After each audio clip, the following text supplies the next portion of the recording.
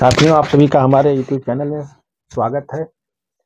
आप सभी के लिए मैं टीजीटी, पीजीटी, नेट, जेआरएफ इत्यादि परीक्षाओं के लिए जो हिंदी विषय से शिक्षक बनने के लिए पाठ्यक्रम है उसको चला रहा हूं। आप सभी विद्यार्थियों के लिए मैं एक पार्ट अपने प्लेलिस्ट में यूट्यूब के हिंदी भाषा की उत्पत्ति और उसका विकास पढ़ा रहे हैं। दूसरा हम पढ़ाएंगे आपको काव्य शास्त्र और उसी के साथ साथ तीसरा भी पढ़ाएंगे आपको हिंदी साहित्य का इतिहास भाई रामचंद्र शुक्ल और डॉक्टर नागेंद्र जी की। तो आज मैं आप सभी को काव्य शास्त्र के बारे में पहली वीडियो जारी करने जा रहा हूं। काव्य शास्त्र से संबंधित जो भी प्रश्न बनेंगे अभी तक मैंने जो तैयार किया अपने अनुभव के तौर पे, मैं सारी चीजें उसको वीडियो में डालूंगा।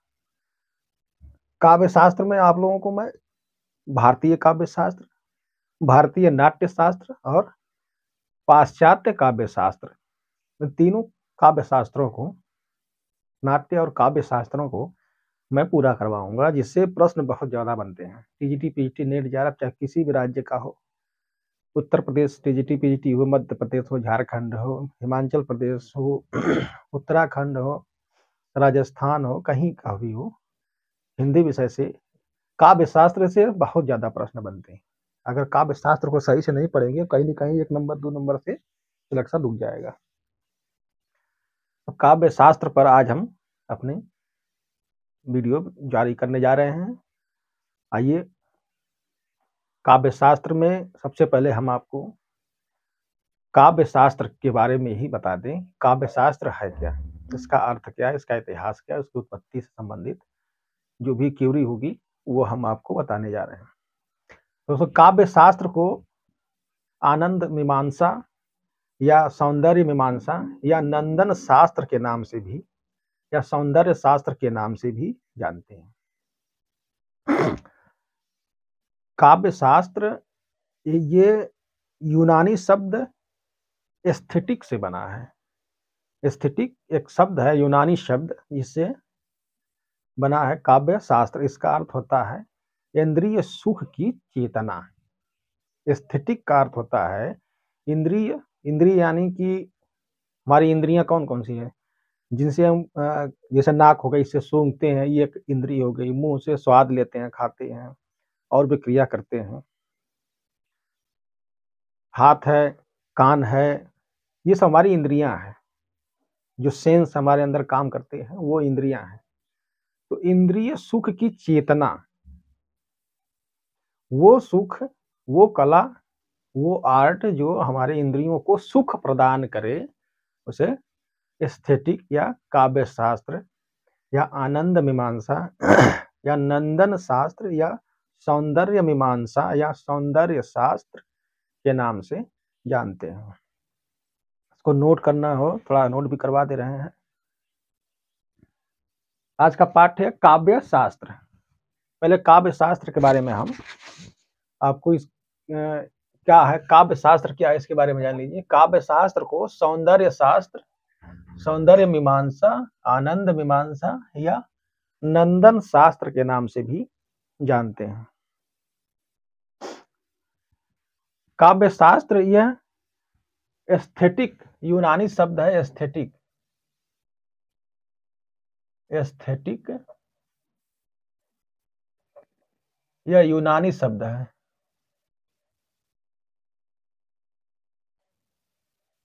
इसी एस्थेटिक यूनानी शब्द से ही बना है काव्य शास्त्र या सौंदर्य शास्त्र या आनंद मीमांसा, सौंदर्य मीमांसा। इसका अर्थ होता है, एस्थेटिक का अर्थ होता है इंद्रिय सुख की चेतना। इंद्रिय सुख की चेतना।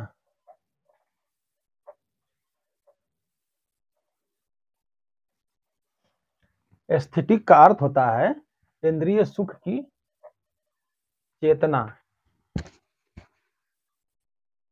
तो याद रखिए, जो काव्य शास्त्र है यह एस्थेटिक से बना है। एस्थेटिक यूनानी शब्द है, ये प्रश्न बन सकता है। एस्थेटिक लैटिन है कि यूनानी है, तो यह यूनानी शब्द है। इसका अर्थ है इंद्रिय सुख की चेतना। हिंदी भाषा में इसे कहते हैं, इसे हिंदी भाषा में इस काव्य शास्त्र को नंदन शास्त्र और सौंदर्य शास्त्र भी कहते हैं। हिंदी भाषा में सौंदर्य शास्त्र या नंदन शास्त्र,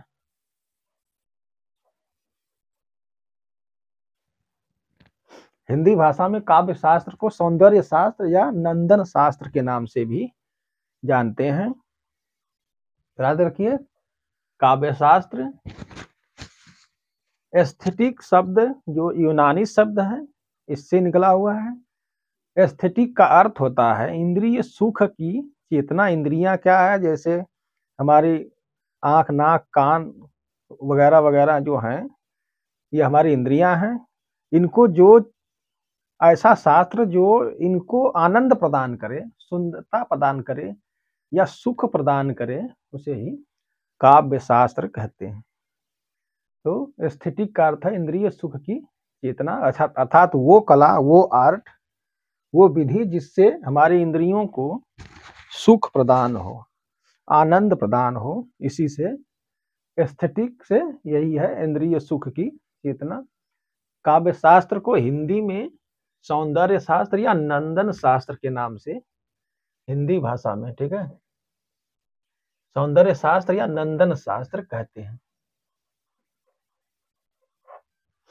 तो नोट करते जाइए।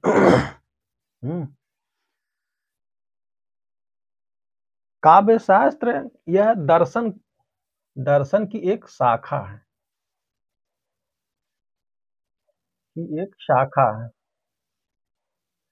काव्य शास्त्र दर्शन की एक शाखा है, ठीक है। यह भी काव्य शास्त्र भी एक दर्शन है, ठीक है। इसे दर्शन की उपाधि दी है। ये दर्शन में कहा जाता है दर्शन की शाखाएं, तो दर्शन की शाखाओं में एक है आपका सौंदर्य शास्त्र या काव्य शास्त्र या नंदन शास्त्र। तो सौंदर्य शास्त्र इसे यह एक दर्शन की शाखा है।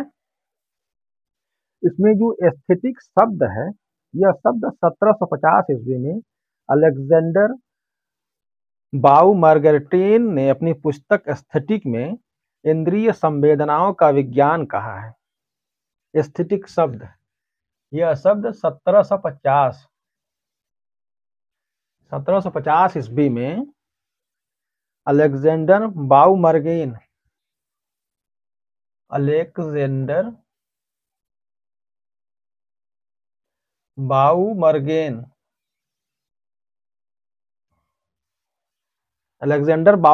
1750 18वीं शताब्दी में हुए थे यूरोप में। तो अलेक्जेंडर बाउमर्गेन ने, इनकी पुस्तक है एस्थेटिक, इनकी पुस्तक है एस्थेटिक।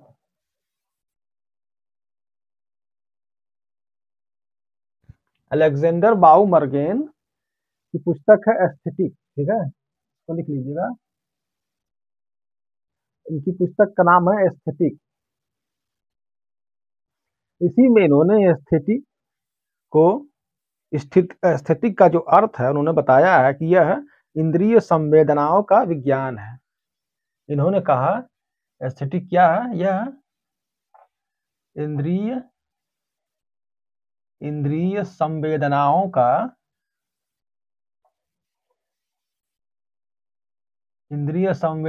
का विज्ञान है।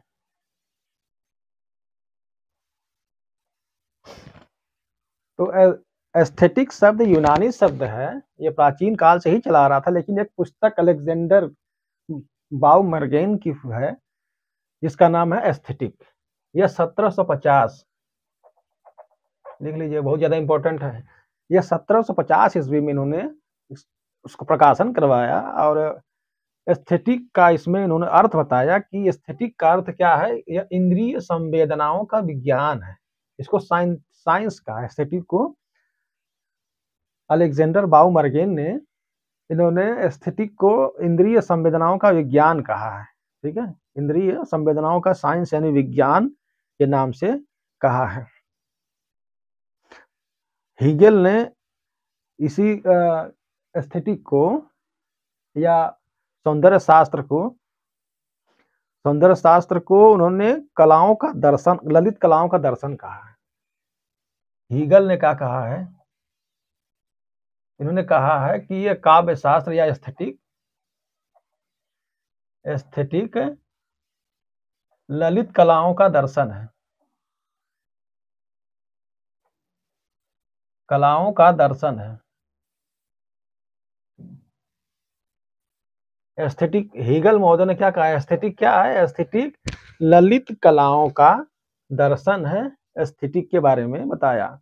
वहीं अलेक्जेंडर बाउमर्गेन अपने पुस्तक में इन्होंने एस्थेटिक का अर्थ बताया है कि यह इंद्रिय संवेदनाओं का विज्ञान है। तो हीगल महोदय ने एस्थेटिक के बारे में, या नंदन शास्त्र या काव्य शास्त्र, एस्थेटिक या काव्य शास्त्र, ठीक है, या सौंदर्य शास्त्र कहिए सीधे, सौंदर्य शास्त्र, सौंदर्य कहा कि सौंदर्य शास्त्र, एस्थेटिक या सौंदर्य शास्त्र क्या है? यह ललित कलाओं का दर्शन है। सौंदर्य शास्त्र ललित कलाओं का दर्शन है। किसने कहा है? यह ललित कलाओं का सौंदर्य शास्त्र क्या है? ललित कलाओं का दर्शन है, हीगल महोदय ने कहा है। अलेक्जेंडर बाउमर्गेन ने कहा है कि यह इंद्रिय संवेदनाओं का विज्ञान है। अलेक्जेंडर बाउमर्गेन ने कहा है, ठीक है। तो हीगल महोदय के अनुसार यह ललित कलाओं का दर्शन है। सौंदर्य शास्त्र में 3 प्रकार की सुंदरता का वर्णन होता है। लिख लीजिए, सौंदर्य शास्त्र में इसमें 3 प्रकार के सौंदर्य का वर्णन होता है। वर्णन होता है।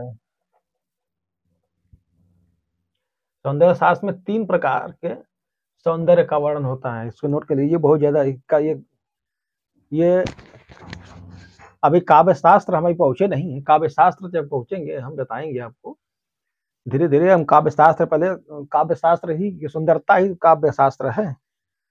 किसी भी कला को सुंदर बना देने की कला है काव्य के अंदर, वो काव्य शास्त्र हम आगे बताएंगे। अभी काव्य शास्त्र की उत्पत्ति धीरे धीरे चल रही है, आगे निकल जाएगा। काव्य शास्त्र क्या है, सौंदर्य शास्त्र क्या है, सौंदर्य मीमांसा, आनंद मीमांसा, नंदन शास्त्र क्या है। तो एस्थेटिक यानी सौंदर्य शास्त्र, जो सुंदरता का जो शास्त्र होता है, इसमें 3 प्रकार के सौंदर्य का वर्णन होता है। सौंदर्य शास्त्र में 3 प्रकार के सौंदर्य का वर्णन होता है। पहला है इंद्रिय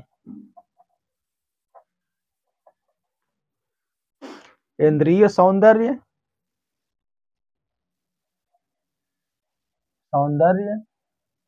पहला इंद्रिय सौंदर्य, दूसरा विधानगत सौंदर्य,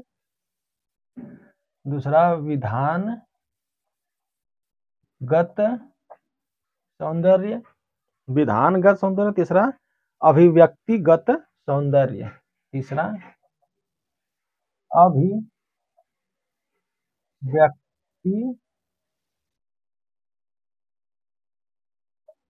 सौंदर्य।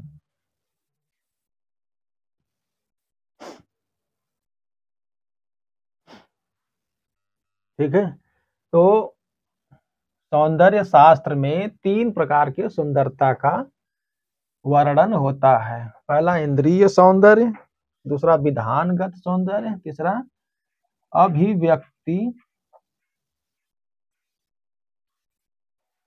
अभिव्यक्तिगत सौंदर्य।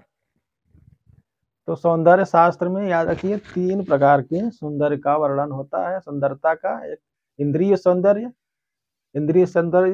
दूसरा विधानगत सौंदर्य, तीसरा अभिव्यक्ति जो हम अभिव्यक्त कर रहे हैं किसी चीज को, विधानगत सौंदर्य, दूसरा पहला इंद्रिय सौंदर्य। इंद्रिय सौंदर्य जो हमारी आंख, मानव मन को, शरीर में जितने वो इंद्रियां हैं उनको सुख प्रदान करे, वो सुंदरता की बात कर रहे हैं।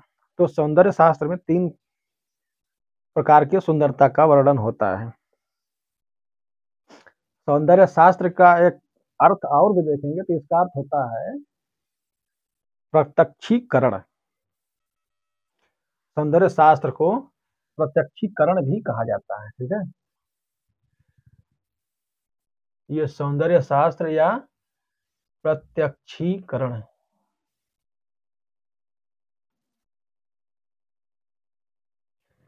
सौंदर्य शास्त्र को प्रत्यक्षीकरण के नाम से भी जानते हैं।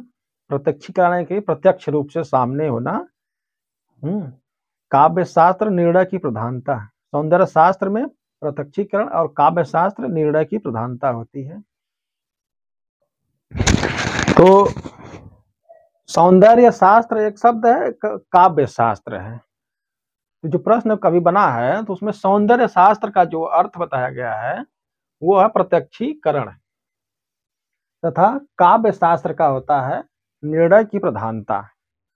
तो सौंदर्य शास्त्र में प्रत्यक्षीकरण मतलब सुंदरता का प्रत्यक्षीकरण किया जाता है, और काव्य शास्त्र में निर्णय लिया जाता है। काव्य यानी कवि।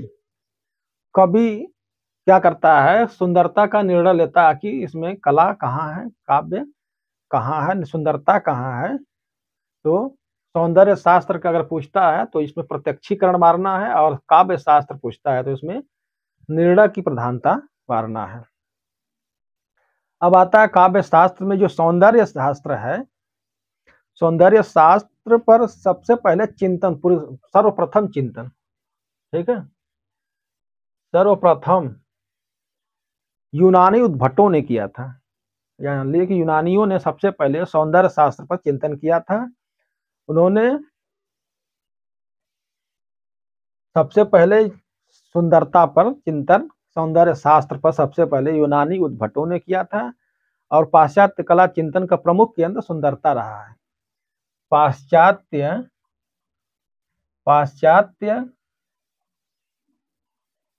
कला का प्रमुख केंद्र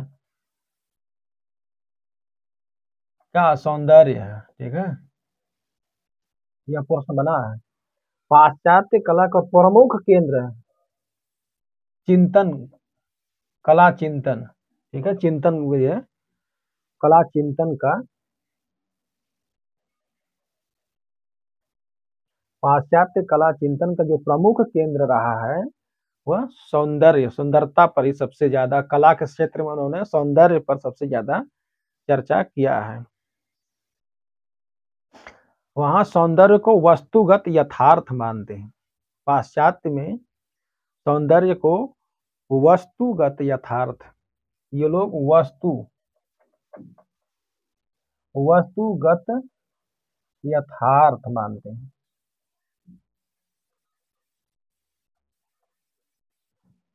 वस्तुगत, वस्तुगत यानी कि जो जो इंद्रियों को महसूस करा सके, समझ सके, देख सके, छू सके, वस्तुगत यानी कि स्थूल की बात करते हैं।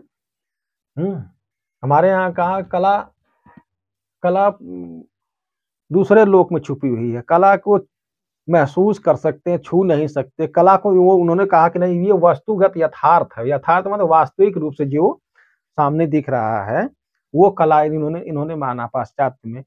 पाश्चात्य का जो प्रमुख चिंतन है, कला का चिंतन, वो सुंदरता है। और वो कला को कहाँ मानते हैं, वस्तुगत यथार्थ। सौंदर्य को उन्होंने, या कला को, इस सौंदर्य को उन्होंने वस्तुगत यथार्थ कहा है। पाश्चात्य के लोगों ने सौंदर्य को वस्तुगत यथार्थ कहा। इस तरह से पूछता है कि पाश्चात्य कला में सौंदर्य को क्या कहा गया, तो वस्तुगत यथार्थ माना है।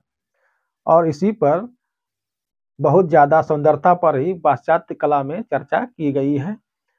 इसमें सबसे ज्यादा क्रमबद्ध, अगर देखिए क्रमबद्ध चर्चा अगर किसी ने किया है, सबसे पहले क्रमबद्ध चर्चा प्लेटो और अरस्तु ने सौंदर्य शास्त्र पर किया है। इनकी किताबें आगे हम पढ़ाएंगे, जब काव्य शास्त्र, पाश्चात्य काव्य शास्त्र पढ़ाएंगे तो उसमें हम आपको बताएंगे कि सुकरात और प्लेटो और अरस्तु, सुकरात, प्लेटो और अरस्तु, इन्होंने पूरा वैज्ञानिक ढंग से इस पर चर्चा किया है, काव्य शास्त्र या सौंदर्य शास्त्र पर। तो पाश्चात्य कला चिंतन का प्रमुख केंद्र सुंदरता है, और इस सुंदरता को वो लोग वस्तुगत यथार्थ मानते हैं। ठीक है। और जो सौंदर्य शास्त्र है, सौंदर्य पर सबसे पहले चर्चा यूनानी उद्भटों ने किया था। कौन? यूनानी उद्भटों ने किया था। और पाश्चात्य कला चिंतन का प्रमुख केंद्र सुंदरता है, सौंदर्य, और सौंदर्य के लोग वस्तुगत यथार्थ मानते हैं। ठीक है। सौंदर्य को ये लोग वस्तुगत यथार्थ मानते हैं। कुछ टिप्पणियां हैं, उसको मैं बता दे रहा हूँ कि रविन्द्रनाथ टैगोर ने कहा है, प्रेम से अधिक सुंदर यहाँ कुछ भी नहीं है। रविन्द्रनाथ टैगोर ने कहा है कि प्रेम से अधिक सुंदर यहाँ कुछ भी नहीं है। तो इस पर टिप्पणी थोड़ा अगर बता दे रहे हैं इसी तरह से, बहुत ज्यादा उसमें इम्पोर्टेंट नहीं है।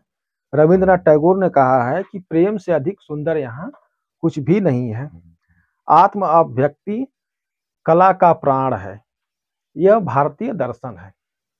भारतीय दर्शन में कहा गया है कि यह आत्म अभिव्यक्ति कला का प्राण है तथा सौंदर्य का मूल तत्व तो भारत में सत्यम शिवम सुंदरम को कहा गया है। सत्यम शिवम सुंदरम ही कला का मूल तत्व है। तो भारतीय कला का मूल तत्व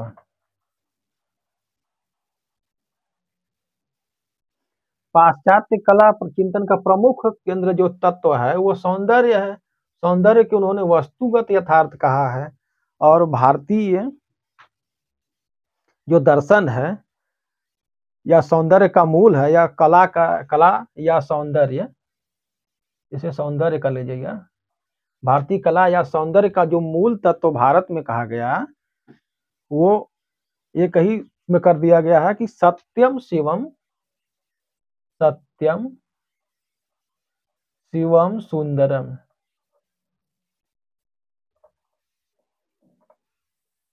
ठीक है। भारतीय कला का या सौंदर्य का मूल तत्व सत्यम शिवम सुंदरम को माना गया है। तो पूछता है इस तरह से कि सर्वप्रथम किसने? तो यूनानी उद्भटों ने इस पर चर्चा किया, सौंदर्य शास्त्र पर। उन्होंने जो पाश्चात्य में जो कला रहा है, कला का चिंतन के जो प्रमुख केंद्र रहा है, वो सौंदर्य रहा है। सुंदरता को उन्होंने वस्तुगत यथार्थ माना है। और भारतीय कला या सौंदर्यता का जो मूल तत्व है वह सत्यम शिवम सुंदरम है। सत्य ही शिव है, शिव ही सुंदर है। आगे कैसे है यह सत्य, कैसे शिव है, कैसे सुंदर है, इसकी मैं सत्यम शिवम सुंदरम की चर्चा मैं करूंगा कि सत्य क्या है, शिव क्या है और सुंदर क्या है। भारतीय दार्शनिकों ने किस प्रकार से इसको सिद्ध किया है कि सत्य क्या है, शिव क्या है और सुंदर क्या है। तो सत्यम शिवम सुंदरम के बारे में आगे हम चर्चा भारतीय काव्य शास्त्र में हम आपको विस्तार से करेंगे। तो आगे आगे बढ़ते हैं हम। कुछ स्टेटमेंट है मैं बोल दे रहा हूं। जिस कौशल के कारण किसी वस्तु में उपयोगिता या सुंदरता आती है उसे कला कहते हैं। तो कला किसे कहते हैं? जिस के कारण सुंदरता आती है वही कला है। जिस कौशल या किस कला के कारण किसी वस्तु में सुंदरता आ जाती है, कोई कौशल हो, कोई भी कौशल आप सीखे हो, उस कौशल के कारण अगर कहीं किसी उस जो कौशल सीखे आप, उस कौशल के क्षेत्र में सुंदरता अगर आ जाती है तो वही कला है। कला का मूल परिभाषा जो चिंतक है उन्होंने दिया कि जिस कौशल के कारण किसी वस्तु में उपयोगिता सुंदरता, उपयोगी सुंदर है, यानी कि उपयोगी बन जाए। जैसे टूटी फूटी झोपड़ी है जिसमें चारों तरफ बिखरे हुए हैं, और कोई कलाकार आप ही जाएं, अच्छे बढ़ई हों, उसमें अच्छे से सजाने वाले हों, फूल पत्ती लगाकर बकायदे उस झोपड़ी को सजा बजा दीजिए, तो आपकी जो कौशल है उस करने की, वही सुंदरता है आपकी। यानी कि जो करने की कला है जिससे झोपड़ी सुंदर लगने लगी, आपके कला के कारण, आपके आर्ट के कारण जो झोपड़ी जो टूटी फूटी थी वो बन गई, जिसमें घास फूस पड़े थे इधर उधर वो सही हो गए और देखने में सुंदर लगने लगी, फूल पत्ती लगाकर बकायदे आपने सजा दिया। तो जो कौशल है आपका इस करने का, उसे ही सुंदर कहा गया है या कला कहा गया है। कला ही सौंदर्य है, ठीक है। तो वही उसी को जो जिस कौशल के कारण आप किसी चीज में उपयोगिता ला देते हैं या उसमें सुंदरता ला देते हैं, तो वह है आपकी कला। वेदों में रस, आनंद, रूप, रंग, संगीत, ऋक, पद्य, सूक्ति, गाथा, अंत में सत चित आनंद है। हमारे भारतीय वेदों में कहा गया है कि वेदों में क्या है, इन्होंने वेदों में बताया है कि रस है, आनंद क्या है, रस, कला क्या है मतलब सुंदरता क्या है, ये रस है, यह आनंद है, रूप है, रंग है, संगीत, ऋक यानी कि पद्य जो पढ़ते हैं पढ़ने योग्य, सुक्ति तथा गाथा, अंत में सत और चित तथा आनंद है। भारतीय वेदों में सत, चित और आनंद, सौंदर्य शास्त्र को सत, चित, आनंद की उपाधि के नाम से जाना गया है। सत्य, सत्य, चित्त, चित्त क्या है, हमारा जो चित्त है अंदर, जो जिस तरह से हम ग्रहण करते हैं चित्त से, वो चित्त है। सत्य, चित्त और आनंद, आनंद जो हमें आनंद प्राप्ति होती है।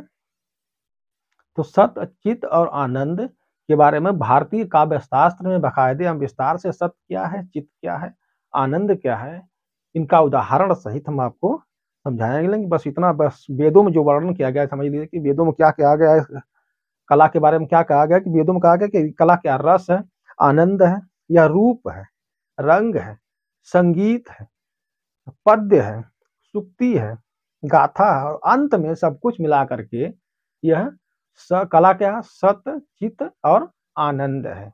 हमारे वेदों में इसके बारे में कहा है कि इन्हीं से कला का निर्माण होता है। तो कला का निर्माण किससे होता है, हमारे वेदों के अनुसार, हमारे भारतीय दर्शन के अनुसार इसमें रस, आनंद, रूप, रंग, संगीत, ऋक, सुक्ति, गाथा और सत्य, चित्त, आनंद, जब इतना मिलते हैं तो कला की उत्पत्ति होती है। यह भारतीय दर्शन में कहा गया है।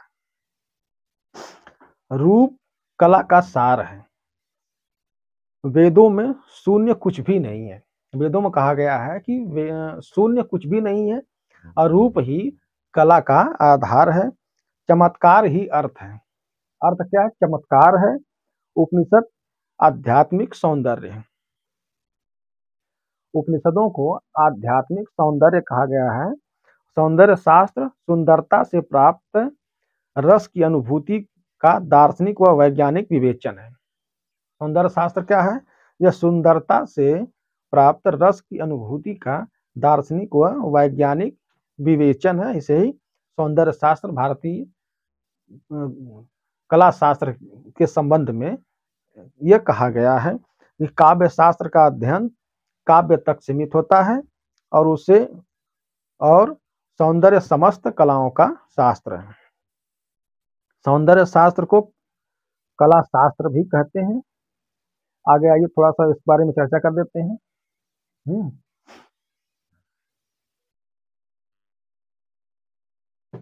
तो थोड़ा से और बचा है, इसको बस खत्म करने जा रहे हैं, आगे हम शुरू करेंगे, मजा नहीं आ रहा होगा। सौंदर्य शास्त्र, सौंदर्य शास्त्र का यह दार्शनिक व वैज्ञानिक विवेचन है। यह दार्शनिक तथा वैज्ञानिक विवेचन है।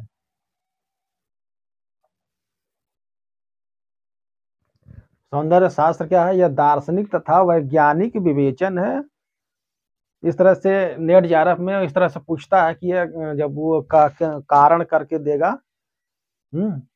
तो कथन कारण या उसमें उस तरह का जो फंसाएगा, तो ये जान लीजिए कि ये है। ऐसे पूछे कि सौंदर्य शास्त्र क्या है, दार्शनिक तथा वैज्ञानिक विवेचन है या नहीं है, या कुछ और डाल देगा यहाँ। तो इस तरह से स्टेटमेंट नेट जेआरएफ में पूछता है। सौंदर्य शास्त्र क्या है? यह दार्शनिक तथा वैज्ञानिक विवेचन है। काव्य शास्त्र का अध्ययन काव्य तक सीमित होता है। और काव्य शास्त्र क्या है? काव्य शास्त्र यह काव्य तक सीमित है।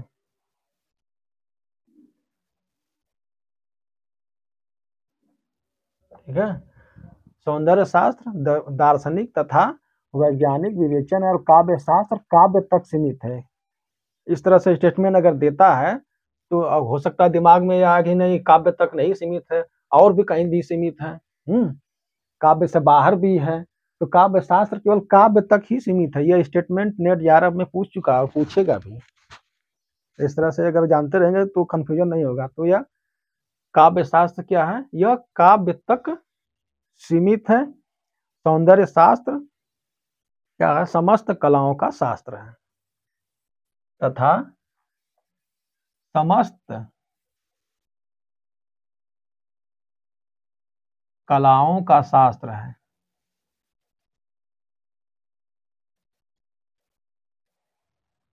सौंदर्य शास्त्र, इसको नोट कर लीजिए। ये स्टेटमेंट नेट जेआरएफ इत्यादि में पूछता है, जो हाई लेवल की परीक्षाएं होती हैं उनमें पूछता है। सौंदर्य शास्त्र क्या था? सौंदर्य शास्त्र दार्शनिक तथा वैज्ञानिक विवेचन है तथा समस्त कलाओं का शास्त्र है। समस्त कलाओं का शास्त्र है। ठीक है। तो स्टेटमेंट इस तरह से देगा। स्टेटमेंट और कथन कारण करके इस तरह से देता है। अगर इसको जानते रहेंगे तो दिक्कत नहीं होगी। सौंदर्य शास्त्र क्या है? दार्शनिक तथा वैज्ञानिक विवेचन है तथा और यह समस्त कलाओं का शास्त्र है। समस्त कलाओं का शास्त्र है। और सौंदर्य शास्त्र को कला शास्त्र के नाम से भी जानते हैं। यह कला शास्त्र या सौंदर्य शास्त्र, कला शास्त्र या सौंदर्य शास्त्र को दार्शनिक और वैज्ञानिक विवेचन है तथा समस्त कलाओं का शास्त्र है। काव्य शास्त्र क्या? काव्य तक सीमित होता है। कला दो प्रकार की होती है। कला यह दो प्रकार की होती है। दो प्रकार की होती है। पहला एक उपयोगी कला, उपयोगी कला, दूसरा ललित कला।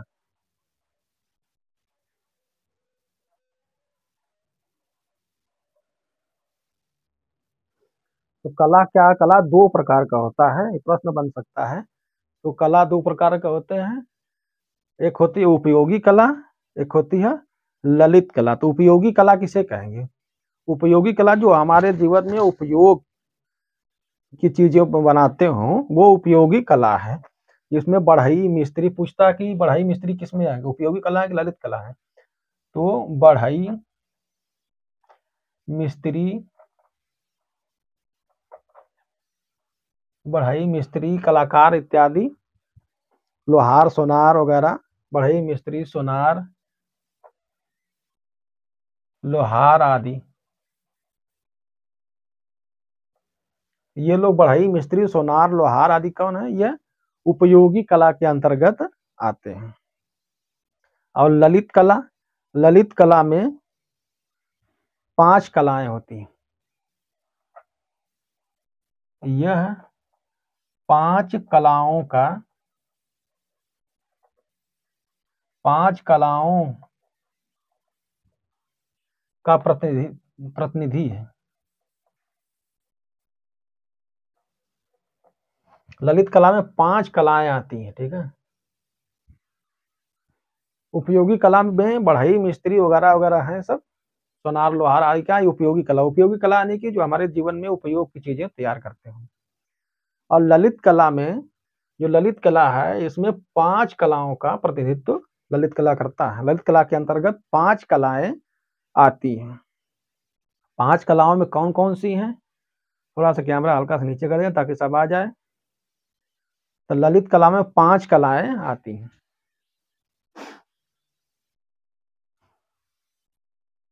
कौन सा? सबसे पहला ललित कला में जो 5 कलाएं हैं, पहला है काव्य कला।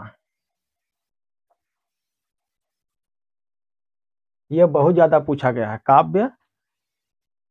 काव्य कला। खासतौर से नेट JRF वगैरह में पूछा जाता है, या तो फिर जो लोग कला से टीजीटी पीजीटी दे रहे हैं उनमें बहुत ज्यादा पूछा जाता है, और यहाँ भी पूछा गया है कई बार। तो ललित कला के अंदर कौन कौन सी कलाएं हैं, आती हैं 5 कलाएं। पहला काव्य कला, दूसरा मूर्ति कला, मूर्ति कला, पहला काव्य कला, दूसरा मूर्ति कला, तीसरे नंबर पे आता है संगीत कला। यह सीरियल मिलाने को देता है, संगीत कला। संगीत क्या तीसरे नंबर पे रखा गया, वैज्ञानिकों ने रखा है। मूर्ति पहला काव्य कला, सब सर्वश्रेष्ठ काव्य कला, उसके बाद थोड़ा सा उससे कम है मूर्ति कला, तीसरे नंबर पर संगीत कला आता है। तो संगीत कला, चौथे नंबर पर चित्रकला, चित्रकला, यह चित्रकला लिखा है, ठीक है, चित्रकला। और 5वें नंबर पे आता है वास्तुकला, वास्तु कला। तो ललित कला 5 कलाओं का समूह है। पहले यहाँ सुन लीजिए, ललित कला 2 प्रकार की होती है, एक उपयोगी कला, दूसरा ललित कला। उपयोगी कला जो हमारे जीवन में उपयोग हो, उपयोग की चीजें बनाते हो, उसे उपयोगी कला के नाम से जाना जाता है। तो ऐसे कौन से कलाकार हैं उपयोगी? बढ़ई, मिस्त्री, सोनार, लोहार, कुम्हार इत्यादि। किसान, जो भी घर बनाने वाले मिस्त्री वगैरह, ये लोग उपयोगी कला के अंतर्गत रखे गए। अगर पूछता है कि लोहार, सोनार पूछ देगा, सोनार क्या है, ललित कला के अंतर्गत है, उपयोगी कला के अंतर्गत है, या दोनों के अंतर्गत? तो सोनार क्या उपयोगी कला के अंतर्गत आएगा। जो काटते पीटते बनाते हैं और जो दिमाग से काम लेते हैं, वो ललित कला के अंतर्गत है। ललित कला में 5 कलाओं का समूह है। ललित कला के अंतर्गत 5 कलाएं आती हैं, याद रखिएगा, 5 कलाएं ललित कलाओं के अंदर 5 कलाएं आती हैं। यह पूछ चुका है इस तरह का प्रश्न। तो काव्य कला दूसरा नंबर पर, ये भी पूछता है कि दूसरे नंबर पर कौन है। मूर्ति कला, तीसरे नंबर पर संगीत कला आता है, चौथे नंबर पर चित्रकला, और सबसे अंत में कौन आता है, तो वास्तुकला। या सीरियल लगाने के दे सकता है। तो काव्य कला, मूर्ति कला, उसके बाद संगीत कला, चित्रकला, उसके बाद तब वास्तु कला। इन्हीं ललित कला, इन्हीं कलाओं के माध्यम से यह क्या करता है, सौंदर्य की अनुभूति कराता है, सौंदर्यानुभूति।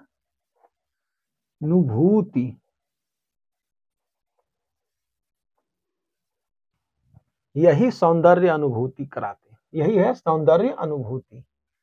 जो ललित कला के 5 कलाएं हैं, यह सौंदर्य की अनुभूति कराते हैं, जिसको हम देखकर, जैसे काव्य कला हो, चाहे मूर्ति कला हो, संगीत हो, चित्र हो, ये लोग क्या करते हैं, हमें सुंदरता की अनुभूति कराते हैं, और इसी को देखकर हमारा मन आनंदित होता है, मन प्रसन्न होता, प्रफुल्ल होता है, प्रसन्न चित्त हो जाता है, जिसे देखकर मन, हमारी इंद्रियां सुख प्रदान करती हैं। तो यही हमें आनंद अनुभूति होती है, यही सत चित्त आनंद। आगे देखिएगा विस्तार करेंगे। तो ये हमारे आनंद का कारण क्या है, काव्य कला, मूर्ति कला, संगीत कला, चित्रकला, वास्तुकला। इसी से हमें सौंदर्य की कोई भी सुंदरता हो, चाहे मूर्ति की सुंदरता हो, चाहे कविता की सुंदरता हो, संगीत की सुंदरता हो, या चित्र की सुंदरता हो, या वास्तु यानी कि जो बड़ी बड़ी बिल्डिंगें बनती हैं उनमें जो उनका जो नक्शा तैयार किया जाता है, जैसे भारत में बड़े बड़े मंदिर बने हैं, जिनको लगता है कि ये इंसानों ने नहीं बनाया होगा, देख करके कैसे बनाया होगा, कैसे क्या होगा, तो वही वास्तुकला के अंतर्गत आ गया। ये ललित कलाएं हैं, इन्हीं से हमें सौंदर्य की अनुभूति होती है। इन्हें देखकर मन आनंद से भर उठता है। अगर इनसे कला क्या क्या नहीं है ये पूछता है, तो ध्यान रखिएगा कि अगर इन्हें इतना होने के बाद भी अगर मन प्रसन्नचित नहीं होता है, मन आनंदित नहीं होता है, तो ये कला नहीं है।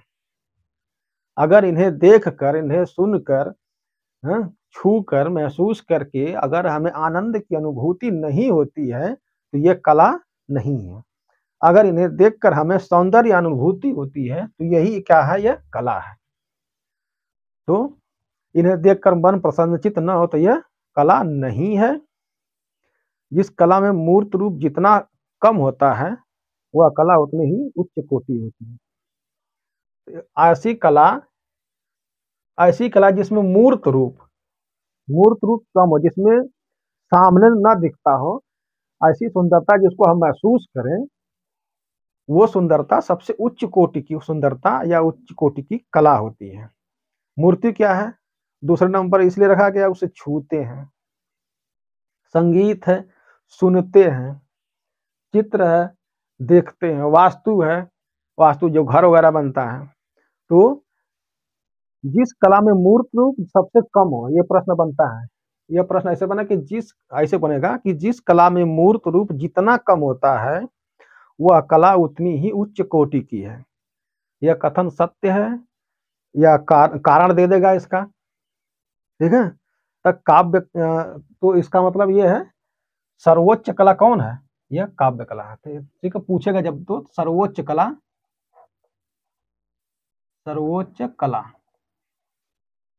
काव्य कला को माना गया है, काव्य शास्त्र को सर्वोच्च कला माना गया। ऐसे कह देगा सर्वोच्च कला काव्य शास्त्र है, ठीक है, काव्य कला है।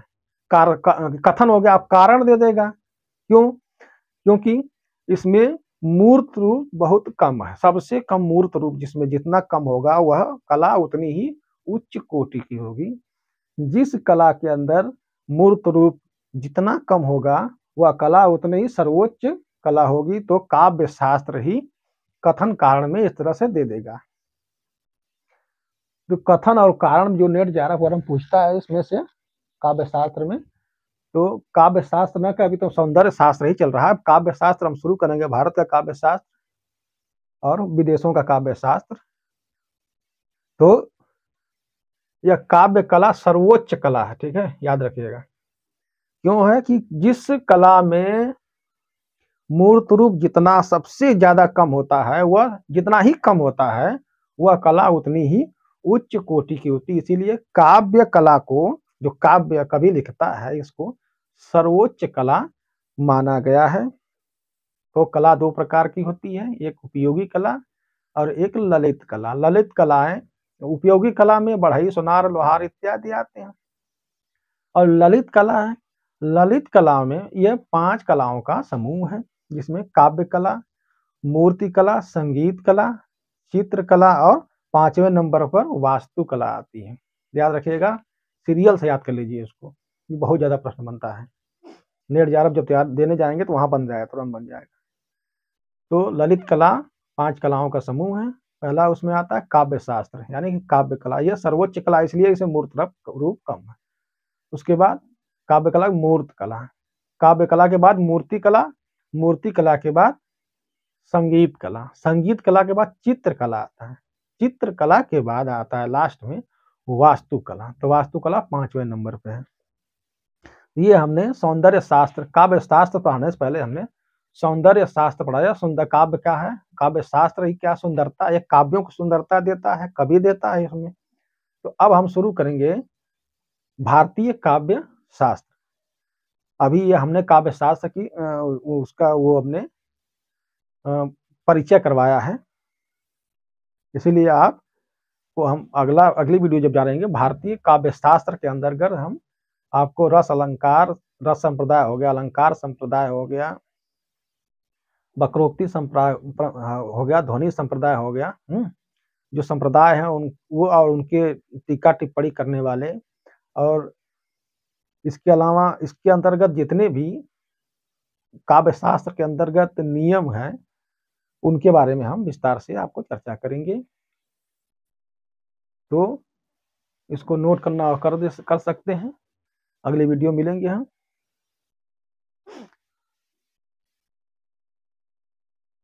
मूर्ति कला को याद करिए, तत्क्षण कला भी कहा गया है।